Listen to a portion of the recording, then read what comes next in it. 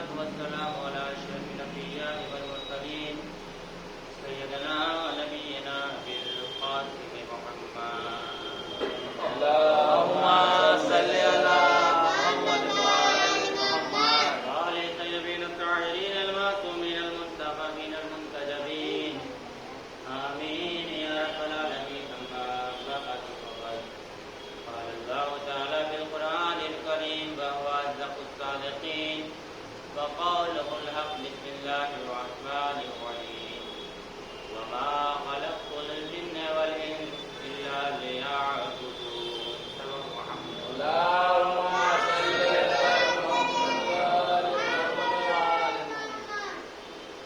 नाज़रीन मजलिस, इख्तिसार को मद्देनजर रखते हुए तफसील को दरगुजर करते हुए, क्योंकि आज ये जो शब है 29 की हमारे और आपके नवे इमाम जनाब मोहम्मद अलैहिस्सलाम की शहादत की तारीख है. इंशाअल्लाह कुछ मारूदात उस जायज़ में भी बयान किया जाएगा, लेकिन कब उससे पहले कि मैंने जिस साहिब मुबारका को अपना उन्वान करार दिया, इसमें खुदावंद आलम ये इरशाद फरमा रहा है कि मैंने जिन्न व इंस को पैदा नहीं किया मगर इसलिए कि मेरी इबादत करें. और बारह आपके सामने बयान किया जा चुका है कि इबादत का मफ़हूम सिर्फ नमाज रोज़ा ही नहीं है, बल्कि हर वो काम जो खुदावंद आलम की रज़ायत का सबब बने वो इबादत है. और अगर आज की दुनिया में हम देखें तो आजकल इंसान एक लफ्ज़ इस्तेमाल कर रहा है. अगर आप किसी से पूछिए कि भाई साहब कि मैं बात नमाजी की नहीं, मैं बात नमाजी हूँ, बेनमाजी की बात कर रहा हूँ, कि अगर आप उनसे पूछिए कि भाई ये बताइए आप नमाज क्यों नहीं पढ़ रहे हैं, तो सादा सा जवाब हमें यही मिलता है कि भाई क्या बताएं, घर की जिम्मेदारियां इतनी बढ़ गई हैं, जब जिम्मेदारियां पूरी कर लेंगे तो इंशाल्लाह फिर नमाज, यानी वही बुढ़ापे का मरहला, बुढ़ापे की मंजिल, हम नमाज पढ़ना शुरू कर देंगे. बाकी दीगर जिम्मेदारियां हैं, अगर वो पूरी हो जाएंगी. मुझे एक तारीख का एक वाक़या याद आ गया, चूंकि ये बात आ गई लिहाजा वो जहन में आ गया, लिहाजा मैं चारों का नींद के समातों की नजर करता चलो. एक ज़रूर मोहम्मद वाली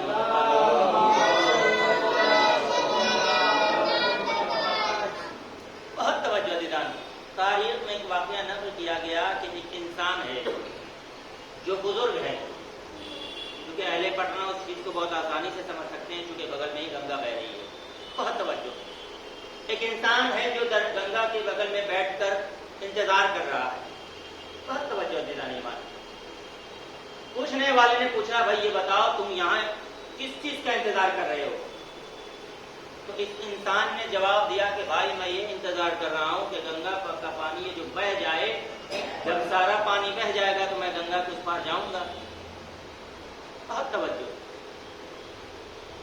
जैसे ही पूछने वाले ने पूछा, जवाब क्या दिया कि सारा गंगा का पानी बह जाएगा, तो चूंकि हमारी मंजिल गंगा के पार है, लिहाजा मैं किसी कश्ती पर सवार होकर नहीं जाना चाहता, मैं गंगा के पार पैदल जाना चाहता हूँ, लिहाजा मैं पानी के खत्म होने का इंतजार कर रहा हूँ.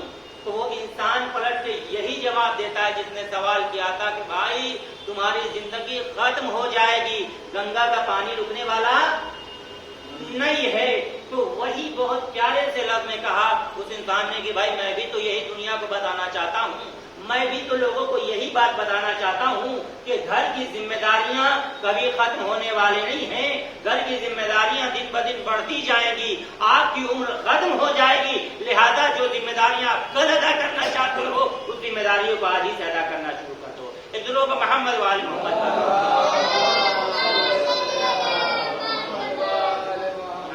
न घर की जिम्मेदारियां से हम फ्री हो सकते हैं और न हम नमाज शुरू कर सकते हैं. लिहाजा जरूरी है कि घर की जिम्मेदारियां कभी खत्म होने वाली नहीं है. तो आप इबादत को अंजाम देने का वक्त का इंतजार न करो. मुझे प्यारा सा जुमला याद आ गया, किसी जाकिर ने एक बहुत प्यारा जुमला कहा है. वो कहते हैं कि ये न सोचो कि हमें नमाज के लिए वक्त न मिला. बहुत तवज्जो. ये न सोचो कि हमें नमाज के लिए वक्त न मिला, बल्कि ये सोचो कि हमसे कौन सी खता हुई है कि अल्लाह ने हमें अपने सामने खड़ा करना भी पसंद नहीं किया. सलाम मोहम्मद वाले मोहम्मद.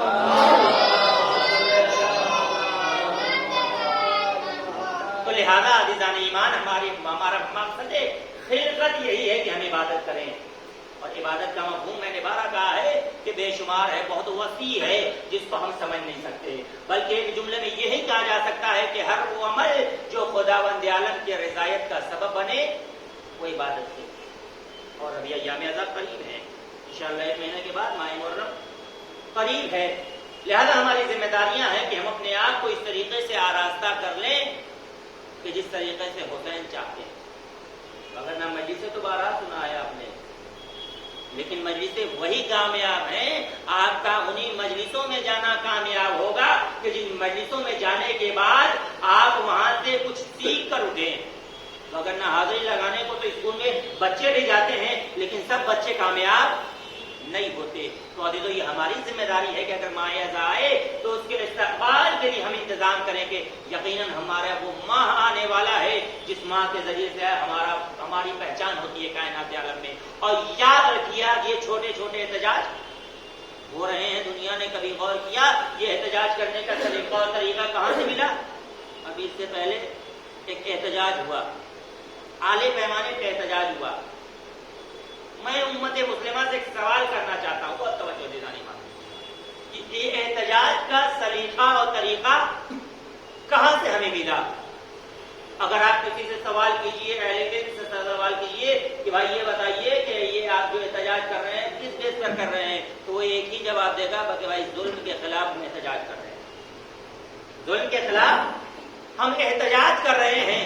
تو آئیے تاریخ انسانیت اٹھا کر دیکھا جائے کہ سب سے پہلا احتجاج کہاں ہوا ہے۔ جب ہم نے تاریخ انسانیت اٹھا کر دیکھی، یوں تو ہر امام نے احتجاج کیا ہے، لیکن جیسا احتجاج امام حسین علیہ السلام نے کیا ہے ویسا احتجاج کسی نے نہیں کیا ہے۔ تو ہونا تو یہ چاہیے تھا کہ نبی کے نوازے کا قتل ہو گیا، ساری امت مسلمہ کو احتجاج کرنا چاہیے تھا، لیکن کیوں نہیں کیا؟ کہ درود محمد وال محمد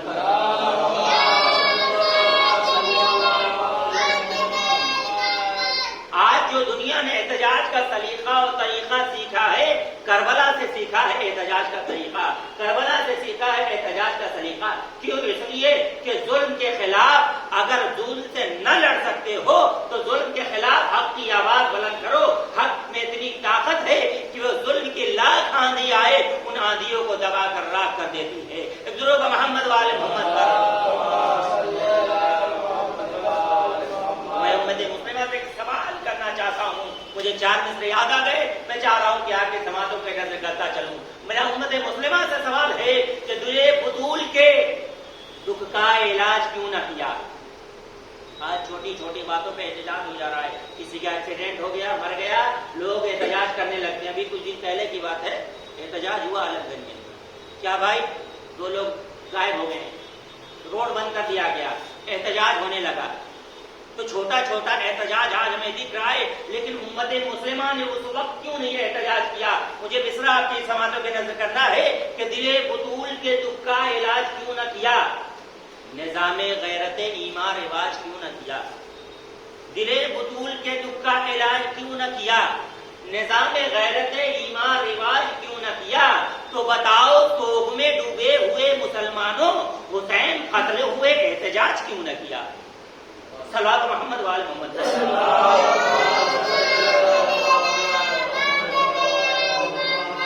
لہذا یہ جو عزاداری ہے یہ ظلم کے خلاف احتجاج ہے، یہ باطل کے خلاف ایک احتجاج ہے، حسینیت کا احتجاج ہے، صداقت کا احتجاج ہے، شرافت کا احتجاج ہے۔ اور یاد رکھیے اگر یہ احتجاج نہ ہوتا تو جو آج کائنات عالم میں دیکھ لیجیے بہت سارے واقعات تاریخ میں ایسے ہوئے ہیں، لیکن بہت کم واقعات ایسے ہیں کہ جو آج لوگوں کے ذہنوں میں محفوظ ہیں۔ اگر یہ کربلا اور یہ ذکر اہل بیت محرم کے طفیل میں نہ بیان کیے جائیں تو لوگ غدیر کو بھی بھلاتے ہیں۔ یہ عزاداری کا دین ہے کہ آج جتنے بھی اہم موضوعات ہیں وہ لوگوں کے ذہن میں محفوظ ہیں اور آنے والی نسلوں کو یہ پیغام دیا جاتا ہے اس منبر کے ذریعے سے۔ لہذا ضروری ہے کہ ہم جب مجلسوں میں آئیں تو اپنے بچوں کو اپنے پاس بٹھائیں، ایسا نہ ہو کہ ہم فرش عذاب پر تو آ جائیں اور ہمارا بچہ مجلس سے باہر کھڑا ہو کر جو احتجاج کا سلیقہ اور طریقہ سیکھنا چاہیے وہ اس سے محروم ہو جائے. لہذا یہ ضروری ہے. درود محمد وآل محمد کا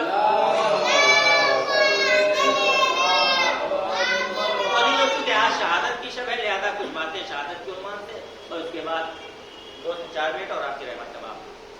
چونکہ آج اس امام کی شہادت کی تاریخ ہے امام محمد تقی علیہ السلام.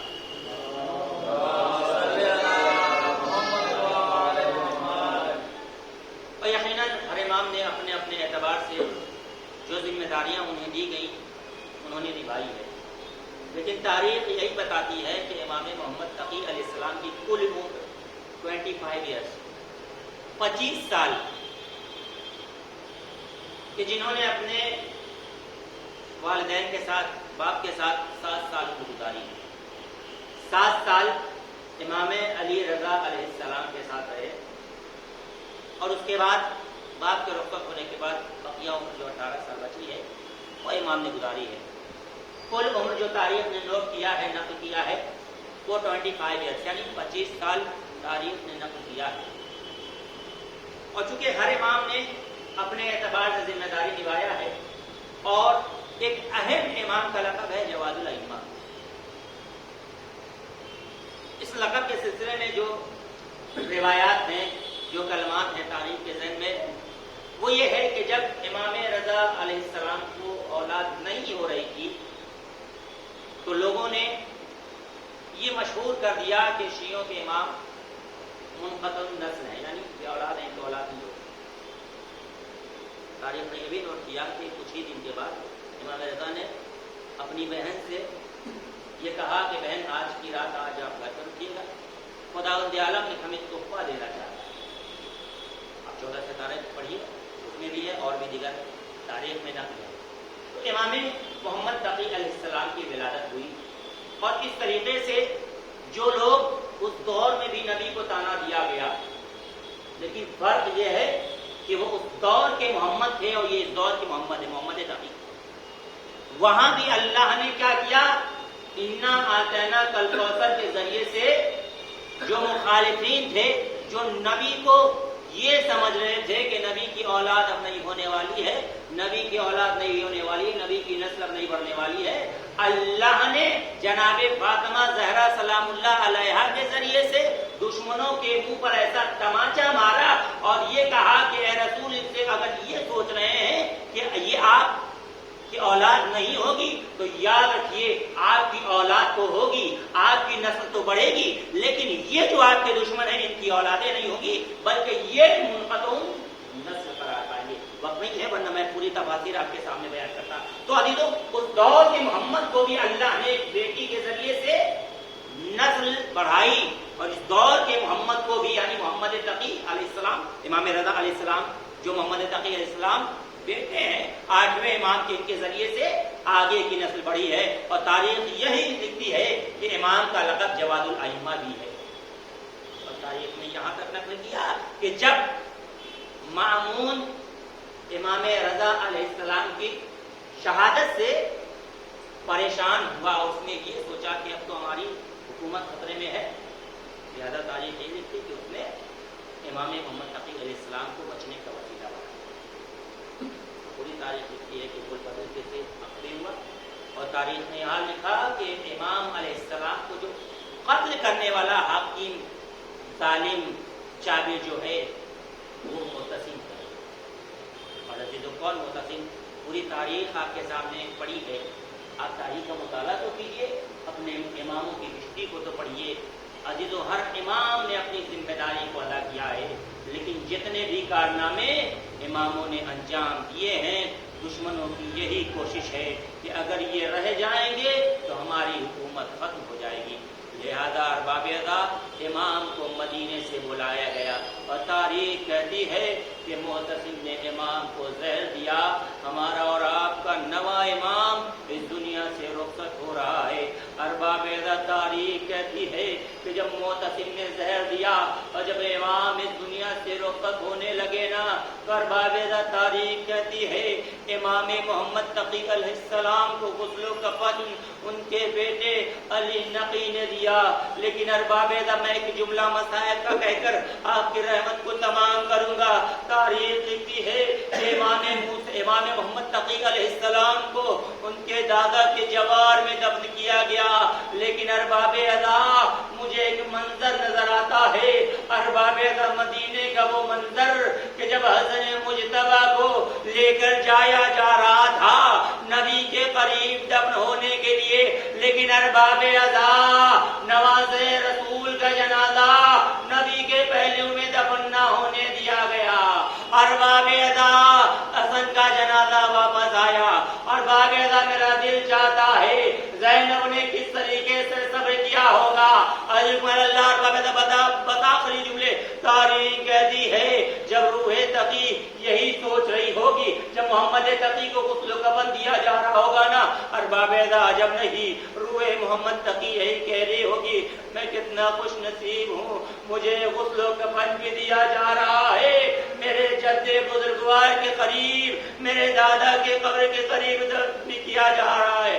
لیکن ارباب ادا ہائے کربلا کا وہ منظر کہ بیٹا تو ہے، ہاتھوں میں ہتھکڑیاں ہیں، پیروں میں بیڑیاں ہیں، گلے میں کاردار خوف ہے، کوئی تسلی دینے والا نہیں.